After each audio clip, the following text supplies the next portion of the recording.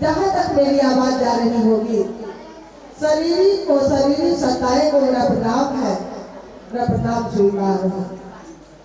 देखिए अभी शोरगुल हो रही थी और भैया बोल रहे थे कि जब चुप रहते हैं। साहब को एक बार बोला था कोई आदमी कि शिष्यता में अनुशासन लागू किया जाए, तो साहब ने कहा यहाँ लागू नहीं किया जाएगा। और जैसे ही किसी भी व्यक्ति का मन कहेगा कि शिव मेरे गुरु है, वो खुद अनुशासित हो जाएंगे। समझिए इस बात को। शिव शिष्यता में अनुशासन लागू नहीं किया गया है। जिस व्यक्ति का मन कह दिया कि मेरे गुरु शिव है, वो खुद ब खुद अनुशासित हो जाएंगे। इसका मतलब है दीदी, हम लोग शोरगुल करते हैं, अभी मुंह बोला है कि चलल जाए शिव चर्चा में, लेकिन मनमा कहिया कहता है कि मेरे गुरु शिव है। नहीं, रोज 27 में जाते हैं ना, लेकिन मुंह बोल रहा है। मुंह बोली बहाल है, नहीं बोला है मुंह बोला भाई। क्या ये मुंह बोली बहाल है? ये क्या है? मुंह बोला भाई है, मतलब अपन नहीं है। ठीक, तो उसी तरह शिव गुरु की चर्चा में हम लोग रोज सुनते हैं कि जहाँ शिव गुरु की बात होती है वहाँ गुरु मौजूद होते हैं। सबको पता है, सब हम बोलते भी है बोली में कि जहाँ शिव गुरु की बात होती है वहाँ गुरु मौजूद होते हैं। तो फिर कलक हो जाते हैं बहन जी, हम लोग कहाँ चले जाते हैं? क्योंकि जिस गुरु की अभी बात हो रही है, महागुरु महादेव की, ऐसे तो अभी कार्यालय का स्थापना दिवस है, लेकिन उस अवसर पर हम लोगों को भी बुलाया गया है। इस कार्यालय का लाभ लेते हैं हम लोग। ऐसे तो भिन्न भिन्न जगहों में कार्यालय, हर जिले में कार्यालय है। तो मैं किसी व्यक्ति को क्या स्थापित करूंगी, उसका ईमानदारी को समझूंगी।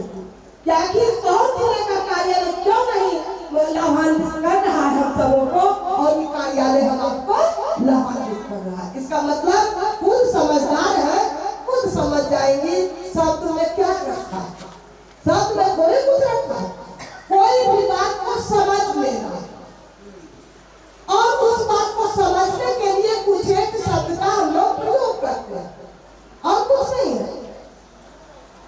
तो इसलिए मेरे आपके गुरु शिव है, उनकी शिष्यता हम आपने धारण किया है। कहते हैं शिव आप मेरे गुरु है, और ये पता है हम आपको कि किसको कह रहे हैं, किस पावरफुल सत्ता को कह रहे हैं शिव आप मेरे गुरु है।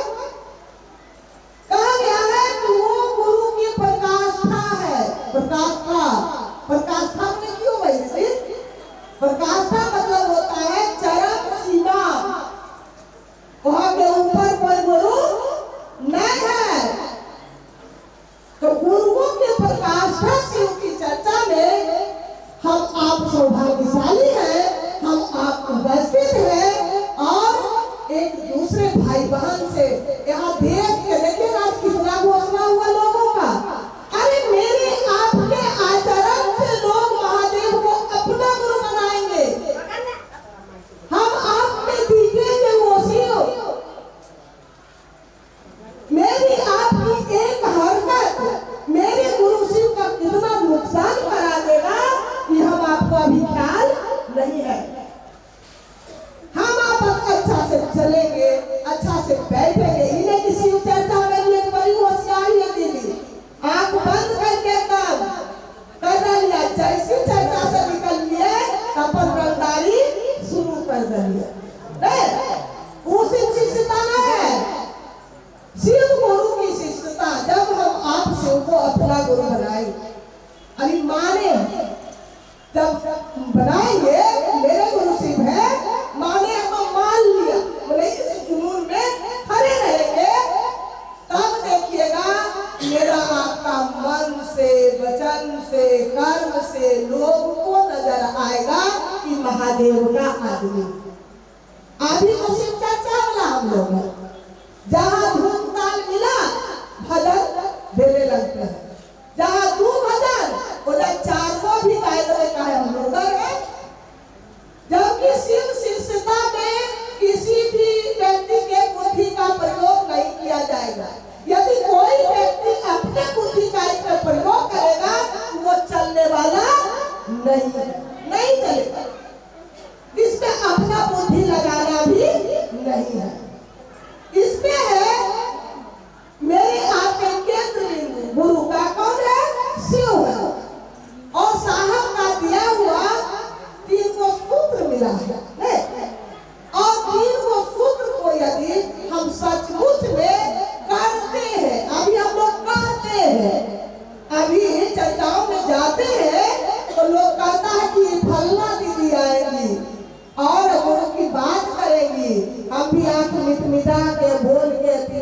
सुपर बोल के उतर जाए। कोई कहा लेके चल गए 3 गो सुपर, कोई कहा कि कहाँ लेके चलबो। 3 सूत्र है क्या? शिव को हम अपना गुरु बनाए हैं तो सूत्र यदि सही मायने से होता दीदी तो शिव शिष्यता का आगाज जो साहब ने शुरुआत किया आज कितने सालों में कहां से कहां तक पहुंच जाता है। क्योंकि मेरे आपके जितने भी गुरु भाई गुरु बहन हैं, एक एक व्यक्ति की अहम भूमिका है शिव शिष्यता में। एक एक व्यक्ति की, ये नहीं कोई एगो, अभी कोई एगो में दिखता है महादेव, एक एक में दिखे शिव। नहीं साहब बोले ना पत्ते पत्ते लिखा हुआ था, मैं शिव दिखे तो बोलिए ये शिव शिष्यता है।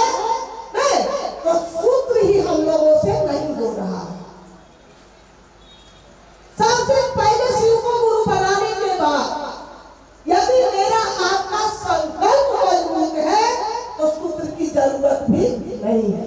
यदि संकल्प कमजोर है तो हम आपको सूत्र की जरूरत है। और तब इस सूत्र को हम लोग समझेंगे। क्या समझेंगे? कि शिव मेरे गुरु है, मैं आपकी शिष्या हूं, उस पर दया कर दीजिए, तब अपने पढ़ने बनाने का काम करेंगे। बहुत आदमी देखिएगा, बहुत सारे लोग हैं जो शिव को अपना गुरु बनाकर शिव चर्चा के आने में बहुत सारे चीज को कर गुजरते हैं। शिव गुरु को अपना गुरु बनाकर उनको दिल में लगता है यदि सम्मान होता, यदि प्रतिष्ठा होता, कहते फला जगह के गुरु भाई है, फला जगह के गुरु बहन है, अकर आ जाता है कि हम तो बड़ी अच्छा चर्चा करते हैं, बढ़िया बढ़िया बात बोलते हैं, तो ऐसी बोल उनके शायद देखो यहाँ एक एक व्यक्ति के बात नहीं, एक एक व्यक्ति अनुकरणीय है। मेरा आपका एक एक व्यक्ति को देखेगा लोग और कहेगा देखो कितना प्यार मोहब्बत से, नहीं भीड़ भाड़ में जाते तो फिरता है धकेलता है, लेकिन हम लोग जाते हैं शिव गुरु की बात करने, शिव गुरु की क्लास में, तो हम मेरे सच्चन तब मेरे गुरु भाई बहन इतना प्रेम से इतना मोहब्बत से एकजुट होकर बैठते हैं और अपने गुरु की बात को सुनते हैं और समझते हैं, फिर पुनः वापस घर आ जाते हैं। तो ये सब समझना होगा हम आपको, क्योंकि हम रोज रोज जा रहे हैं अपने गुरु के क्लास में। गुरु मौजूद है और साहब ने कहा है कि संकल्प कमजोर है तो 3 सूत्र को समझ लो और इसको करो, इसको लेकर चलने की चीज नहीं है। पहला सूत्र में हम आप अपने गुरु से दया की याचना करते हैं। साहब की शिष्यानुभूति में 3 सूत्रों के बारे में लिखा हुआ है कि ये संपर्क सूत्र है। किससे संपर्क करेंगे? चर्चा से, आदमी से कि महादेव से। तीनों सूत्र जो है संपर्क सूत्र है, महादेव से संपर्क करने के लिए। वहाँ किसी का नाम है, केकरो साहबों का नाम है, नहीं है, वो भले ही 3 सूत्र में मसनात देंगे करेंगे, नहीं वो कहते हैं कि पहला सूत्र है अपने गुरु से दया की याचना करना कि हे शिव आप मेरे गुरु हैं, मैं आपकी शिष्य शिष्या हूँ, मुझ पर दया कर दीजिए। और मुख्य शिष्यानुभूति में इसका काम क्या है? तो शिष्य भाव का अंकुरण होता है। शिष्य भाव का अंकुरण तो कैसे होगा दीदी? किसी भी बीज को जमीन में यदि डालते हैं उस बीज को फिर कल उखाड़ के दूसरा जगह डाल देंगे तो कहीं वो अंकुरण होगा? तो उसको एक जगह रहने देना, नहीं अस्थायी रहने देना। साहब ने लिखा है शिष्यानुभूति में कि अस्थायी शिष्य भाव अनिवार्य है।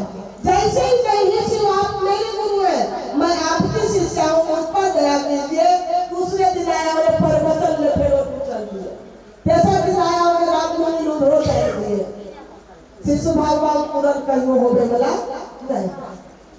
तो पहला सूत्र यदि कहता है उसके अनुरूप यदि हम चलते हैं तब हम आपसे दूसरा सूत्र होता, उसकी दया जब तक नहीं होगी तब हम लोग किसी को टोक भी नहीं सकते, साहस भी नहीं टोकेगा।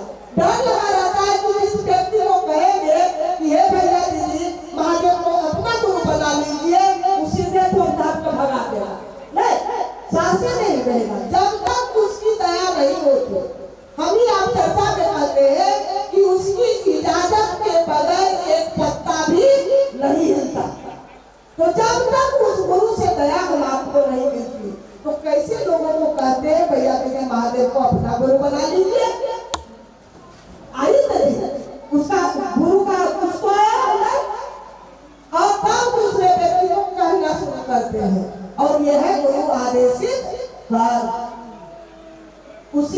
इजाजत हुई, उसी की दया हुई, तब हम आप गुरु के बताए हुए जो आदेश गुरु दिए वो कर्म करने के लिए जाते हैं, रोज जाते हैं, लोगों से अनुनय विनय करते हैं।